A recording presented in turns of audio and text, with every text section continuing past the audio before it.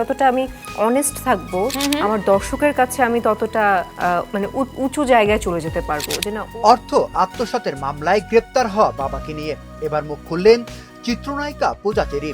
বাবার বিরুদ্ধে ওঠা অভিযোগের সঙ্গে তার ব্যক্তিগত বা পেশাগত কোনো সংশ্লিষ্টতা নেই বলে জানিয়েছেন তিনি। রোববার ২৬শে এপ্রিল সকাল 11:30টার দিকে সামাজিক যোগাযোগ মাধ্যমে দেওয়া এক পোস্টে এসব জানান পূজা চেরি।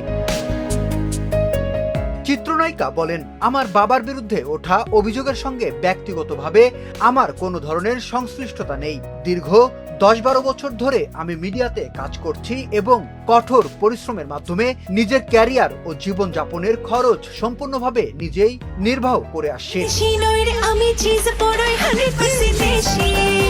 আর্থিক লেনদেন প্রসঙ্গে তিনি বলেন, আমার বাবার কোনো ধরনের ব্যবসায়িক কার্যক্রম বা আর্থিক লেনদেনের সাথে আমার বিন্দুমাত্র সম্পর্ক নেই।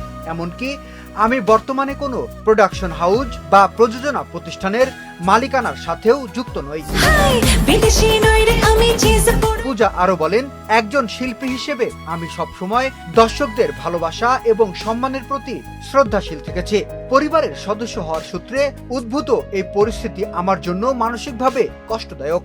তবে এটি একান্তই তার ব্যক্তিগত আইনি বিষয়। আমি আশা করি আইন তার নিজস্ব গতিতে চলবে এবং সত্য উদ্ঘাটিত হবে। মামলাটির তদন্ত চলমান রয়েছে। বিষয়টি বিজ্ঞ আদালত দেখবেন এবং সিদ্ধান্ত নেবেন। এমন স্পর্শকাতর সময়ে অহেতুক তাকে বা তার কাজকে এই ঘটনার সঙ্গে না জড়ানোর জন্য বিনীত অনুরোধ করেন পূজা চেরি।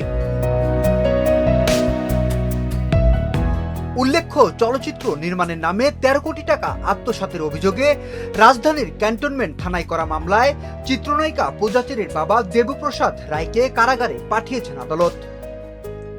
বিনোদন ডেস্ক, শোবিজ 24।